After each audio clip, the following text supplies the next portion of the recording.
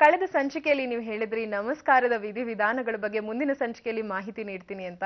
ಈ ನಮಸ್ಕಾರ ಅಂದ್ರೆ ಏನು, ಯಾಕೆ, ಯಾರಿಗಾಗಿ, ಯಾವ ಸಮಯದಲ್ಲಿ, ಹೇಗೆ ಈ ನಮಸ್ಕಾರವನ್ನ ನಾವು ಮಾಡಬೇಕು ಅನ್ನೋದ್ರ ಬಗ್ಗೆ ಮಾಹಿತಿ ನೀಡ್ತೀರಾ? ಖಂಡಿತವಾಗಿ. ನಮಸ್ಕಾರ ಅನ್ನೋದು ಎಲ್ಲರಿಗೂ ಗೊತ್ತಿರುವಂತಹ ಪದ. ಇದನ್ನು ಬೇರೆ ವಿಸ್ತಾರ ಮಾಡಿ ವಿವರಣೆ ಮಾಡಿ ಹೇಳಬೇಕಾಗಿಲ್ಲ. ಆದರೆ ಅದು ಸರಿ ಹೇಗೆ ತಪ್ಪು ಹೇಗೆ ಅನ್ನೋದ್ರ ಬಗ್ಗೆ ಲೋಕಕ್ಕೆ ಮತ್ತು ಎಲ್ಲ ಮಾಡುವವರಿಗೆ ಅದು ಗೊತ್ತಿರಬೇಕು ಅನ್ನುವ ದೃಷ್ಟಿಯಿಂದ ಇದನ್ನು ಈ ಮಾಧ್ಯಮದ ಮುಖಾಂತರ ಅವರಿಗೆ ಹಚ್ಚಬೇಕು ಅನ್ನುವಂತಹ ಆಶೆ. ಅದಕ್ಕಾಗಿ ನಮ್ಮ ಗುರುಗಳನ್ನು ಮೊದಲನೇದಾಗಿ ನಾವು ಸ್ಮರಣೆ ಮಾಡಿಕೊಳ್ಬೇಕು.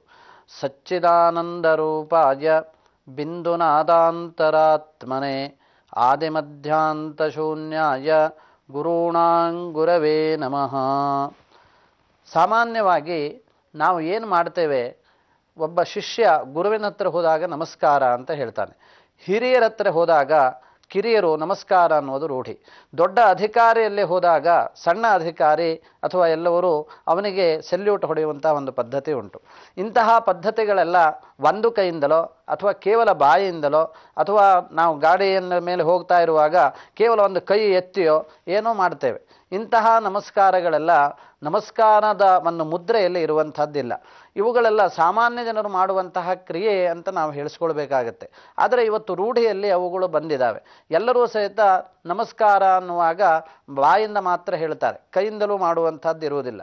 ಕೈಯಿಂದ ಮಾಡುವಾಗ ಬಾಯಿಂದ ಹೇಳುವುದಿಲ್ಲ. ಆದರೆ ನಮಸ್ಕಾರದ ವಿಧಿ ಎಲ್ಲಿಂದ ಪ್ರಾರಂಭ ಆಯಿತು ನಮಗೆ ಜೀವಿಗಳಿಗೆ ಅನ್ನೋದನ್ನು ನಾವು ನೋಡಬೇಕಾಗತ್ತೆ. ನಮಸ್ಕಾರ ಅನ್ನುವಂಥದ್ದು ನಮ್ಮ ಅಂತರಂಗದಿಂದ ಬರಬೇಕಾದಂಥ ವಿಷಯ. ಆ ನಮಸ್ಕಾರ ಅನ್ನೋದು ದೊಡ್ಡ ಜೀವಿಗೆ ಅಥವಾ ಆ ಜೀವಿಯನ್ನು ಕಂಡಾಗ ಆ ಶಕ್ತಿಯನ್ನು ನೋಡಿ ಜೀವಿ ನಮಸ್ಕರಿಸುವಂತಹದ್ದು. ನಮನ ಅಂದರೆ ಬಗ್ಗುವುದು ಅಂತ ಅರ್ಥ. ಅಂತಹ ನಮನ ಬಗ್ಗುವುದು ಯಾರಿಗೆ ಅಂತ ಕೇಳಿದರೆ, ವಿಶಿಷ್ಟವಾದಂತಹ ಶಕ್ತಿ ಎಲ್ಲಿದೆಯೋ ಅಲ್ಲಿ ಸಣ್ಣದಾದಂತಹ ಶಕ್ತಿ ಬಗ್ಗುತ್ತದೆ. ಅದನ್ನು ಬಗ್ಗಿದಾಗ ಅದು ನಮನ ಅಂತ ಹೇಳಿಸಿಕೊಳ್ಳುತ್ತೆ. ಅಂತಹ ಬಗ್ಗುವಿಕೆ ಕೇವಲ ಶರೀರದಿಂದ ಮಾತ್ರ ಅಲ್ಲ, ಮನಸ್ಸಿನಿಂದ, ವಚಸ್ಸಿನಿಂದ, ಅದರಿಂದ ಅಂತರಂಗದಿಂದ ಅದಕ್ಕೆ ಅನೇಕ ಪ್ರಕಾರಗಳುಂಟು. ಅದನ್ನು 8 ರೀತಿಯಾದಂತಹ ವಿಚಾರವನ್ನು ಆ ನಮಸ್ಕಾರಕ್ಕೆ ಹೇಳಿದರು. ಅದು ಯಾವ್ಯಾವುದು ಅಂತ ಕೇಳಿದರೆ, ಪದ್ಭ್ಯಾಂ ಕರಾಭ್ಯಾಂ ಊರುಭ್ಯಾಂ ಜಾನುಭ್ಯಾಂ ಉರಸಾ ಶಿರಸಾ ಸಹ ಮನಸಾ ವಚಸಾ ಚೇತಿ ಪ್ರಣಾಮೋಷ್ಟಾಂಗ ಮುಚ್ಚತೆ ಅಂತ ಹೇಳಿದರು. ದೌರ್ಭ್ಯಾಂ ಕರಾಭ್ಯಾಂ ನಮಗೆ ಕಾಣುವಂತಹ 2 ಕೈಗಳು. ಈ ಕೈಗಳಿಂದ ನಮಸ್ಕರಿಸಬೇಕು. ಯಾಕೆ ಅಂತ ಕೇಳಿದರೆ, ಕೈಗಳಿಂದಲೇ ನಮ್ಮ ಎಲ್ಲ ಕೆಲಸಗಳು ಪ್ರಾರಂಭವಾಗುವಂತಹದ್ದು. ಈ ನಮಸ್ಕಾರ ಮಾಡುವುದರಿಂದ ನಮ್ಮಲ್ಲಿ ಪ್ರಾರಂಭ ಮಾಡಿರುವಂತಹ ಏನು ಪಾಪದ ಕೆಲಸಗಳಿದ್ದಾವೆಯೋ ಅಥವಾ ಕೆಟ್ಟ ಕೆಲಸಗಳಿದ್ದಾವೆಯೋ ಇದನ್ನು ಪರಮಾತ್ಮ ಹೋಗಲಾಡಿಸುವಂತ ಅವನಲ್ಲಿ ಅರ್ಪಣೆ ಮಾಡಬೇಕಾಗುತ್ತೆ. ಆ ಅರ್ಪಣಾ ಭಾವದಿಂದ ಕರಾಭ್ಯಾಂ 2 ಕೈಗಳಿಂದಲೂ ಮಾಡಬೇಕು. ಜಾನುಭ್ಯಾಂ ನಾವು ಯಾವುದೇ ಕೆಲಸವನ್ನು ಮಾಡುವಾದರೂ ಜಾನು ಅಂದರೆ ಈ ಭಾಗ ಏನಿದೆ ಇದಕ್ಕೆ ಜಾನು ಅಂತ ಹೆಸರು. ಇಂತಹ ಜಾನುವಿನಿಂದ ಶುರು ಮಾಡ್ತೇವೆ ನಾವು. ಅಂದರೆ ಪಾದ ಅಲ್ಲಿಂದ ಸಂಚಾರ ಮಾಡದೇ ಹೋದರೆ ಯಾವ ಕೆಲಸವೂ ಪ್ರಾರಂಭ ಆಗುವುದಿಲ್ಲ. ಆ ಪ್ರಾರಂಭ ಮಾಡಿದಂತಹ ಕೆಲಸವು ಭಗವದರ್ಪಣ ರೂಪವಾಗಿ ಹೋಗಬೇಕು ಎನ್ನುವಂತಹ ಉದ್ದೇಶದಿಂದ ಜಾನುಭ್ಯಾಂ, ಅದು ಪದ್ಭ್ಯಾಮ್ ಇರಲಿ ಜಾನುಭ್ಯಾಮ್ ಇರಲಿ, ಅಂದರೆ ಕಾಲುಗಳಿಂದ ನಮಸ್ಕರಿಸುವಂತಹ ಒಂದು ವಿಧಾನ. ಅದೇ ರೀತಿಯಾಗಿ ಶಿರಸಹ, ಉರಸ ಅಂತಂದರೆ ಎದೆ ಅನ್ನುವ ಅರ್ಥ. ಎದೆಯಿಂದಲೇ ನಮ್ಮ ಆಲೋಚನಾ ಶಕ್ತಿಗಳು ಮೇಲೆ ಹರಿತಾವೆ. ಆದ್ದರಿಂದ ನಾವು ಎಲ್ಲ ಚಿಂತನೆ ಮಾಡಬೇಕು. ಚಿಂತನೆ ಮಾಡಿಕೊಂಡು ಉರಸ ಅಂತ ಹೇಳಿದರು.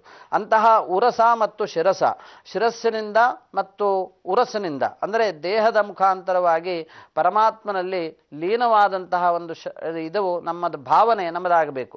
ಅಂತಹ ಲೀನವಾದಂತಹ ಭಾವನೆ ನಮ್ಮದಾಗಬೇಕಾದರೆ ಮೊದಲು ಅದು ಮನಸ್ಸಿನಿಂದ ಹೊಡೆದುಕೊಳ್ಳಬೇಕಾಗತ್ತೆ. ಮನಸ್ಸಿನಿಂದ ಅದನ್ನು ಭಾವನೆಯನ್ನು ಮಾಡಿಕೊಳ್ಳಬೇಕಾಗುತ್ತೆ. ನಾನು ಈ ಜೀವನದಲ್ಲಿ ಮಾಡಿರುವಂತಹ ತಪ್ಪುಗಳೆಲ್ಲವನ್ನು ಕ್ಷಮಿಸಪ್ಪ ಅಂತ ದೇವರಲ್ಲಿ ಕೇಳಬೇಕಾಗುತ್ತೆ.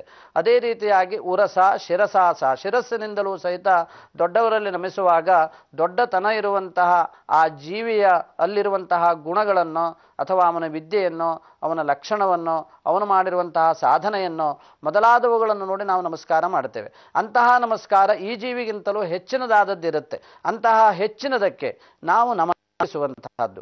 ಆಗ ನಮ್ಮ ಮನಸ್ಸಿನ ಭಾವನೆಗಳು ಯಾವ ರೀತಿಯಲ್ಲಿರಬೇಕು ಅಂದರೆ, ಪರಮಾತ್ಮ ನನ್ನನ್ನು ಕ್ಷಮಿಸುವನ್ನುವಂತಹ ಭಾವದಿಂದ ಆ ಮನಸ್ಸಿನಲ್ಲಿ ಮತ್ತು ನಮ್ಮ ದೇಹದಲ್ಲಿ ಆ ರೀತಿಯಾದಂತಹ ಭಾವನೆಯನ್ನು ತಂದುಕೊಳ್ಳಬೇಕಾದದ್ದು ಅವಶ್ಯ ಇದೆ. ಆ ಕಾರಣದಿಂದ ಮನಸ ವಚಸ ತಥಾ ವಚಸ್ಸಿನಿಂದಲೂ ಸಹಿತ ಹೇಳಬೇಕಾದದ್ದಿದೆ. ನಾವು ಅನೇಕ ಜನರನ್ನು ನೋಡ್ತೇವೆ, ನಮಸ್ಕಾರ ನಮಸ್ಕಾರ ಅಂತ ಹೀಗೆ ವಿಭಿನ್ನವಾದ ರೀತಿಯಲ್ಲಿ ಹೇಳ್ತಾರೆ. ಅದು ಕೇವಲ ವಿಚ್ಛೇದಕವಾದ ನಮಸ್ಕಾರವನ್ನು ಶಬ್ದಕ್ಕೆ ಅದು ಪೂರಕವಾಗುವುದಿಲ್ಲ. ಮನಸ್ಸಿನ ಭಾವನೆಯಲ್ಲಿ ಅವನಿಗೆ ಯಾವುದೋ ರೀತಿಯಾದಂತಹ ಚೇಷ್ಟೆಗಳನ್ನು ಮಾಡುತ್ತಿರುವಂತೆ ಭಾಸವಾಗುತ್ತೆ. ಅಂತಹ ಭಾಸವಾದಂತಹದ್ದಲ್ಲ ನಮಸ್ಕಾರ ಅನ್ನೋದು.